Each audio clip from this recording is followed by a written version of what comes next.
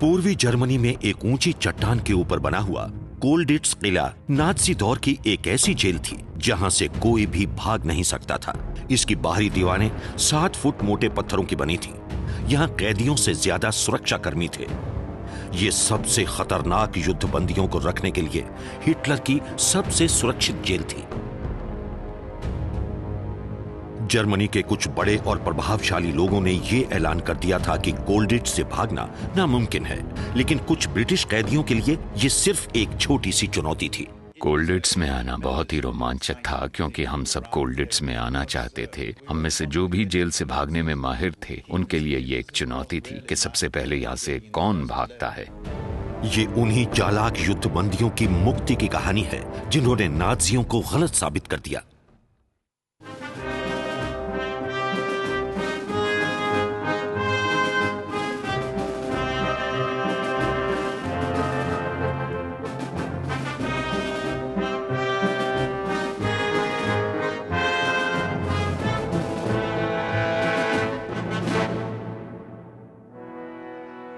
ऑफलैग 4C युद्धबंदियों की jail का आधिकारिक जर्मन नाम था, जिसे कोल्डिट्स किले के नाम से ज्यादा जाना जाता था।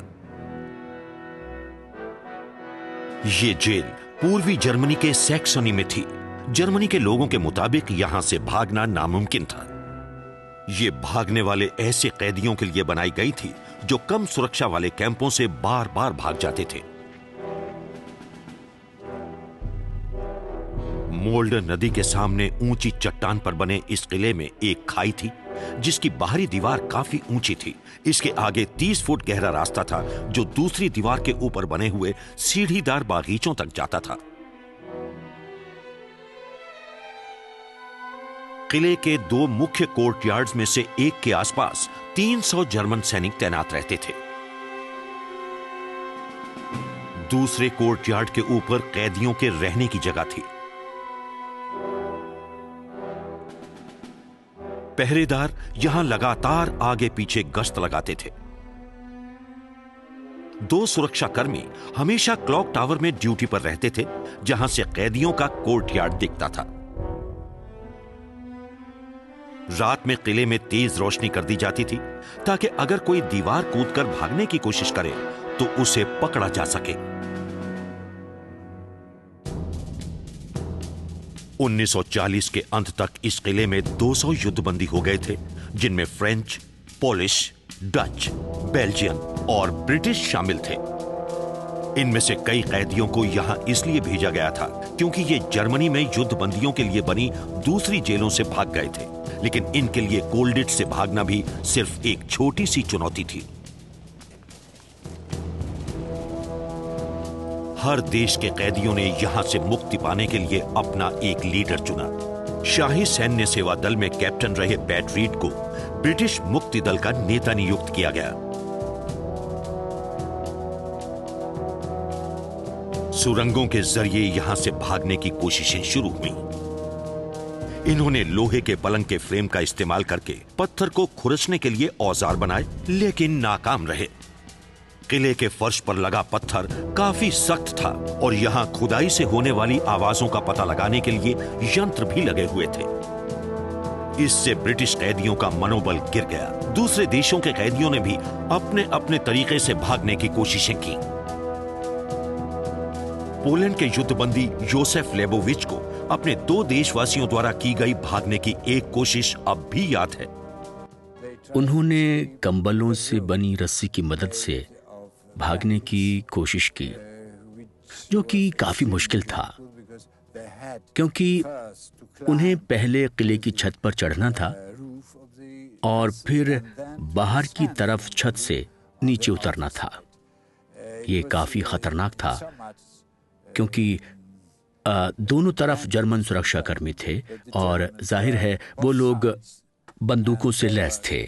और इसके बाद एक छोटी सी घटना भी हुई जो कि काफी मजाकिया, मेरा मतलब मजेदार है। जब जर्मन्स ने उन्हें उस लाइट में देखा जिसे क्या कहते हैं, हाँ, सर्च लाइट, तो वो उन्हें देखकर चिल्लाए कि हाथ ऊपर करो।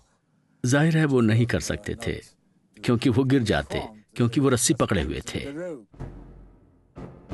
घुड़सवार सेना के हट्टे कट्टे अफसर लेफ्टिनेंट मैरिस लेब्रों को थोड़ी और कामयाबी मिली। 1 जुलाई 1941 को मनोरंजन के दौरान मौका पाकर वो कांटेदार तारों वाले बाड़े के ऊपर से छलांग लगाकर भाग गए। जेल में हुए एक फुटबॉल मैच के दौरान हॉलैंड के 6 अफसर एक्सरसाइज यार्ड के नीचे एक गड्ढे में छिपने के बाद भाग गए। अब जेलों से भागने में सबसे आगे रहने वाले ब्रिटिशर को अपनी खोई हुई प्रतिष्ठा फिर से हासिल करनी थी, और यह सब निर्भर था सिर्फ लेफ्टिनेंट एरी नीव पर। इन्हें 1940 में कैले, फ्रांस से पकड़ा गया था, लेकिन इन्होंने जेल में आते ही भागने की कोशिश की, और इसी वजह से इन्हें एक बेहद खतरनाक कैदी की श्रेणी में रखा गया और जर्मनी की सबसे खतरनाक जेल में भेज दिया गया। नीव को मई 1941 में कोल्डिट्स जेल में लाया गया। नीव जल्दी ही आए मुक्ति दल के लीडर पैट रीड के संपर्क में। जेल में आते ही भागने के उनके पक्के इरादे से मैं काफी ज्यादा प्रभावित हुआ। उन्होंने जेल में घूमना शुरू किया और अकेले ही भागने का तरीका ढूंढने लगे, और फिर उन्होंने वो तरीका ढूंढ लिया। उन्होंने मुझसे कहा कि मैं सामने वाले गेट से बाहर चला जाऊंगा, वहां उस गेट से। फिर मैंने कहा, अगर आप यहां से ऐसे निकल सकते हैं तो जाइए, ट्राई। नीव ने यहां से भागने का पक्का इरादा कर लिया था, लेकिन इसका मतलब था नाजियों के कब्जे वाले यूरोप से निकलकर एक न्यूट्रल जगह पर जाना और फिर वहां से ब्रिटेन। पकड़े जाने से बचने के लिए भागने वाले कैदियों को भेष बदलने और पहचान के फर्जी कागजों की जरूरत थी। कोल्डिट्स से सैनिक या सिविलियन के तौर पर निकलने के लिए काफी टाइम और कोशिशों के बाद फर्जी कागजों और कपड़ों का इंतजाम मुमकिन हो पाता था। पहचान पत्रों और प्रवेश पत्रों के बारे में ज्यादा जानकारी लेने के लिए नीव ने उन कैदियों से बातचीत की जिन्हें यहां से भागने के बाद दोबारा पकड़ा गया था। ये जानकारी हासिल करने के बाद नीव और उनके साथियों ने सारे जरूरी फर्जी कागजात तैयार कर लिए।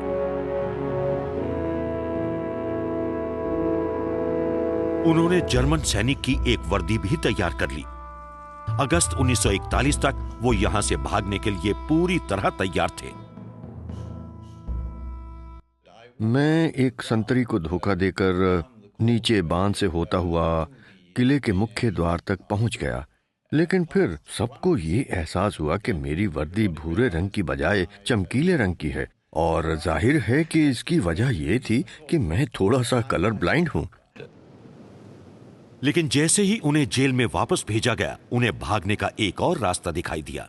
जर्मन सुरक्षाकर्मी मुझे किले के ड्रॉ ब्रिज के ऊपर से ले गए और मैंने नीचे सूखी खाई की तरफ जा रहा एक छोटा फाटक देखा। इसका मतलब था कि आप यहाँ किले के मुख्य द्वार तक जाए बिना ही यहाँ से बाहर जा सकते थे। ये उनकी सुरक्षा में एक ऐसी चूक थी जो उन्होंने अभी तक नहीं देखी थी। नीव की इस नई योजना में एक और राज छिपा था, जिसका पता कैंप थिएटर से चला। भागने की इस कोशिश में उनका साथ देना था एक Dutch officer lieutenant Tony Lutyens ने। 5 जनवरी 1942 की रात उन्होंने नाजी अफसरों की वर्दी पहनी, जो उन्होंने डच किट से बनाई थी। किले से उनके निकलने के रास्ते के बारे में बाद में पैट रीड ने बताया। वहां उस स्टेज के नीचे हमने एक रास्ता ढूंढ निकाला था, जिससे छत के जरिए स्टेज के नीचे बने एक गुप्त कमरे में जाया जा सकता था। ये एक कॉरिडोर है।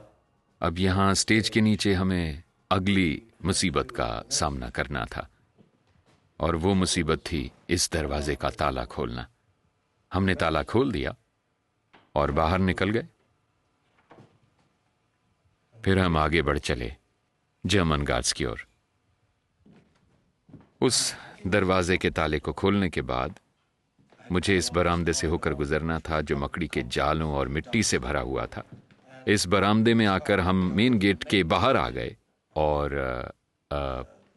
कैदियों के मेन कोर्ट यार्ड में जाने वाले मेन गेट से बाहर आ गए। चुपचाप यहां तक आने के बाद हमारे सामने एक और मुसीबत थी, और वो गार्ड हाउस की तरफ जाने वाला दरवाज़ा था, और इस पर भी ताला लगा था।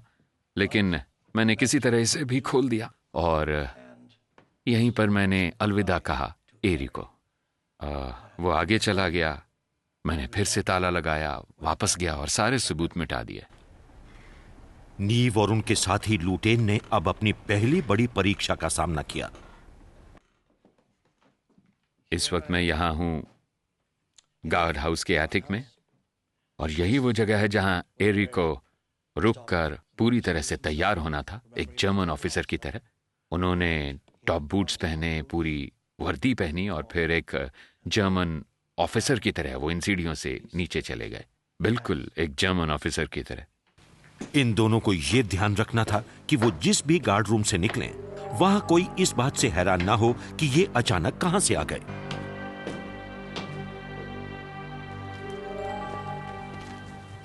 ये वो जगह है जहां एरी आए। गार्ड हाउस के मुख्य प्रवेश द्वार से निकलने के बाद वो ग्राउंड फ्लोर पर बने मेन गार्ड रूम को पार कर चुके थे। यहां उन्हें बहुत सादगी से बर्ताव करना था।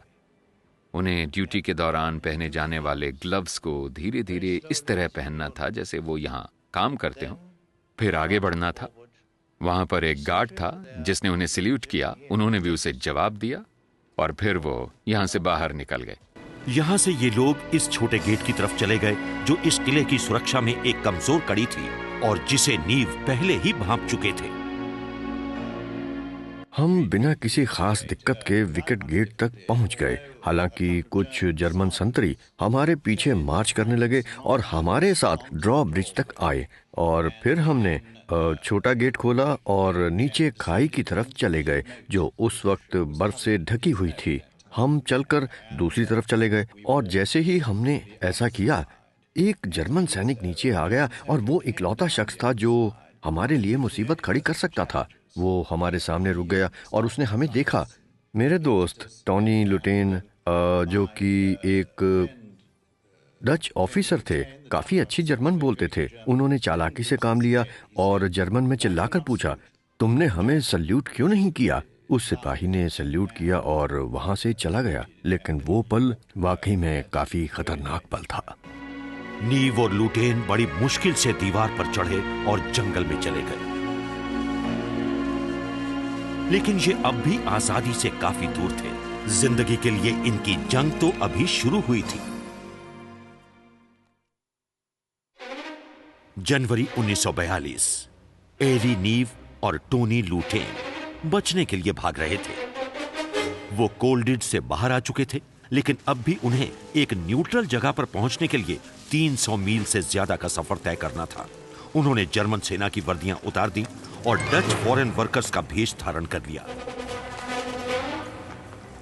फिर उन्होंने एक ट्रेन ली जो उन्हें स्विट्जरलैंड की सीमा के करीब ले गई।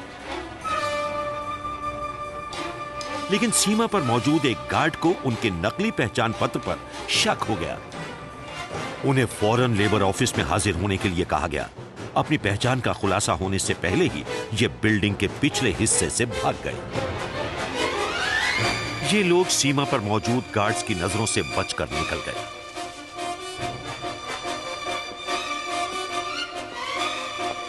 एक बेहद ठंडी रात को इन्होंने सीमा पार की और आखिरकार स्विट्जरलैंड पहुंच गए। न्यूट्रल जगह पर सुरक्षित पहुंचने के बाद नीव ने कोल्डिट्स के कमांडेंट को एक पोस्ट कार्ड भेजा। नीव और लुटेन कोल्डिट्स से तो भाग गए थे, लेकिन चुनौती अभी खत्म नहीं हुई थी। इन दोनों को अभी ब्रिटेन वापस पहुंचना था। ये जनेवा पहुंच गए, जहां ये पेट लाइन के एजेंट से मिले। ये भाग निकलने का एक रूट था जिसे बेल्जियम के एल्बर्ट गैरीस ने बनाया था। एल्बर्ट ने बाद में बताया कि उन्हें पहले कभी लोगों को स्विट्जरलैंड से बाहर नहीं निकालना पड़ा। मुझे पता लगा कि 2 लोग जिनेवा के रास्ते फ्रांस आना चाह रहे हैं। मुझे इनके नाम नहीं पता थे, और जिब्राल्टर के लिए निकलने से पहले मैंने अपने साथी लुई नोवो को निर्देश दिया कि इन दोनों लोगों के लिए जो भी कर पाओ वो करना, क्योंकि हमारे पास स्विट्जरलैंड और फ्रांस के शहर मार्सेई के बीच कोई छिपकर आने वाला रास्ता नहीं था, और मेरी गैर मौजूदगी में लुई नोवो ने बहुत अच्छा काम किया। और मुझे कहना होगा कि उन्होंने स्विट्जरलैंड की सीमा से एक नया रास्ता ही बना दिया। उन्होंने अप्रैल में, मेरा मतलब है कि अप्रैल के महीने में ही इन दोनों लोगों को लिया और एनानास, एनेसी और शैमबेरी होते हुए फ्रांस के मार्सेई में लुई नोवो ने इन्हें अपने फ्लैट तक पहुंचा दिया। मार्सेई से नीव और लुटेन को चोरी छिपे स्पेन की सीमा तक भेज दिया गया। वहां जेल से भागे दूसरे कैदियों के साथ कुछ गाइड इन्हें फ्रांस और स्पेन की सीमा के बीच के पहाड़ों यानी पिरेनीज के ऊपर से ले गए। ये एक खतरनाक और थका देने वाला सफर था। आखिरकार ये मई 1942 में जिब्राल्टर पहुंचे। पहली बार कोई ब्रिटिशर कोल्डिट से भागकर अपने घर तक पहुंचा था। ब्रिटेन वापस लौटने के बाद नीव को MI9 में नौकरी दी गई। यह 1939 में बना एक खुफिया सरकारी विभाग था जो दूसरे देशों की जेल से भागे ब्रिटिश कैदियों की मदद के लिए बना था। जेल से भागने के लिए जरूरी चीजें मुहैया कराना इनकी सेवा का एक अहम हिस्सा था। कई चीजों को कैदियों तक उनकी निजी डाक में छिपाकर भेजा जाता था। MI9 के लिए छिपाकर ले जाने वाली कई चीजें बनाने के पीछे क्रिस्टोफर क्लेटन हार्टन का बड़ा हाथ था।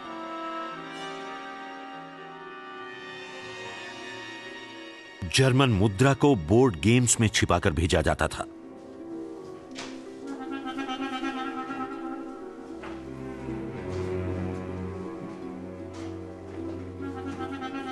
नक्शे रुमाल जितने सिल्क के छोटे कपड़े पर प्रिंट किए जाते थे।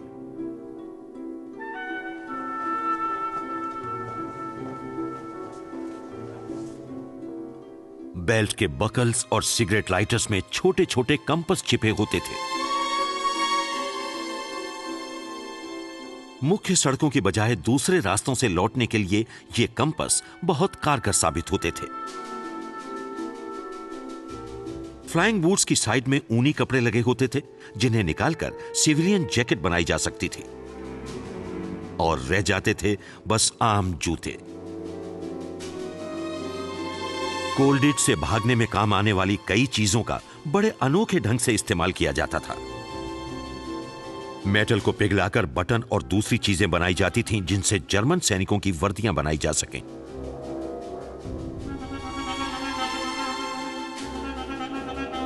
डेंटिस्ट की ड्रिल से चाबियां बनाई जाती थीं। नीव की कामयाबी से उत्साहित होकर दूसरे ब्रिटिश कैदी भी भागने की कोशिशें करने लगे, और 1942 में यहां से भागे पैट रीड। उन्होंने बाहर निकलने के लिए चोरी छिपे लाई गई एक आरी का इस्तेमाल करके रसोई की खिड़की काटी। फिर वो किसी तरह छत पर चढ़े और जैसे तैसे दीवारों के जरिए नीचे उतर गए। आम नागरिकों के जो कपड़े उन्होंने अपने लिए बनाए थे उन्हें पहनकर वो 3 और कैदियों के साथ दक्षिण की ओर बढ़े और स्विट्जरलैंड पहुंचने में कामयाब हुए। यहां उन्हें एक जरूरी काम करना था। जाहिर है वहां से निकलने के बाद एक चीज मैं नहीं भूल सकता था, और वो थी एक पोस्ट कार्ड भेजना। जैसे ही मुझे कोई पोस्ट ऑफिस मिला मैंने पोस्ट कार्ड भेजा भी, और मैंने काफी साधारण शब्दों का इस्तेमाल किया, जैसे काश तुम यहाँ पर होते, मैं स्विट्जरलैंड की बर्फ में मजे कर रहा हूँ। कुछ ऐसा ही लिखा था मैंने, और वो समझ भी गया। ब्रिटिश आर्मी की एक रेजिमेंट कैमरन के पीटर एलन जेल के गद्दों में छिपकर बाहर निकले, जिन्हें एक जर्मन लॉरी पर लादकर बाहर ले जाया जा रहा था।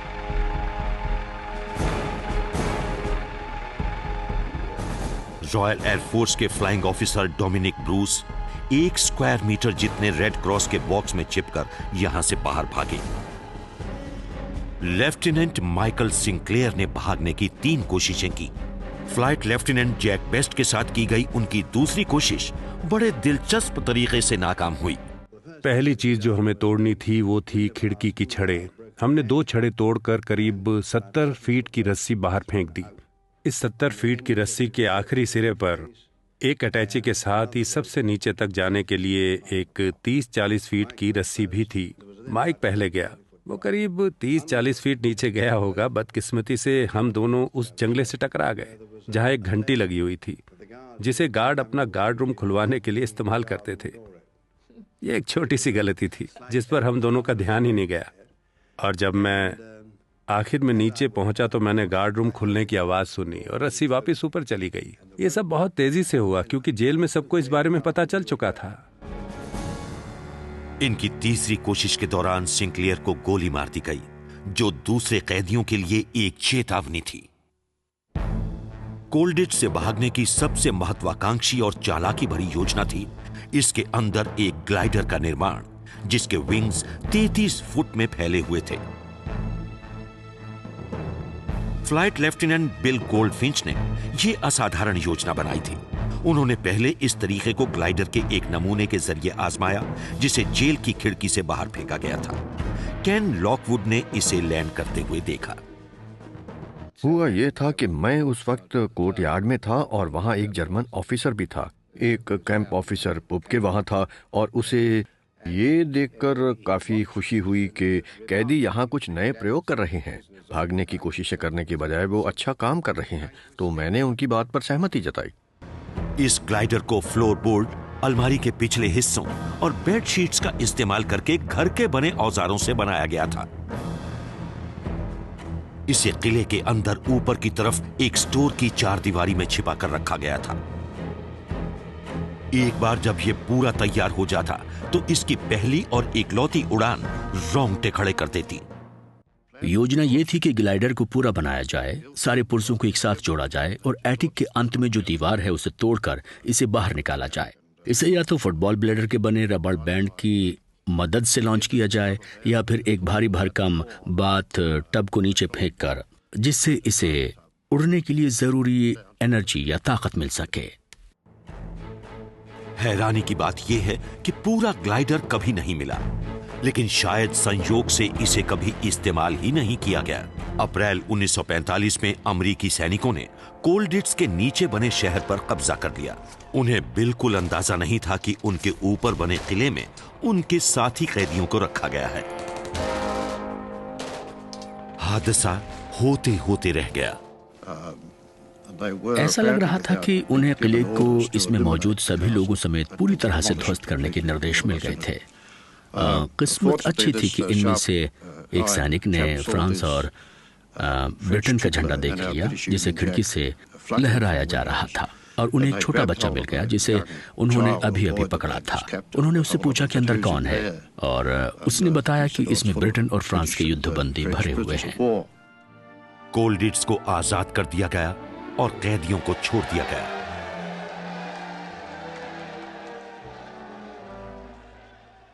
कुल मिलाकर 60 युद्धबंदी अफसर इस अभेद्य जेल से भागे, जिनमें से 20 अपने देश पहुंचने में कामयाब हुए। उन्होंने नाजियों को दिखा दिया कि उन्हें अपनी आजादी हासिल करने से कोई नहीं रोक सकता।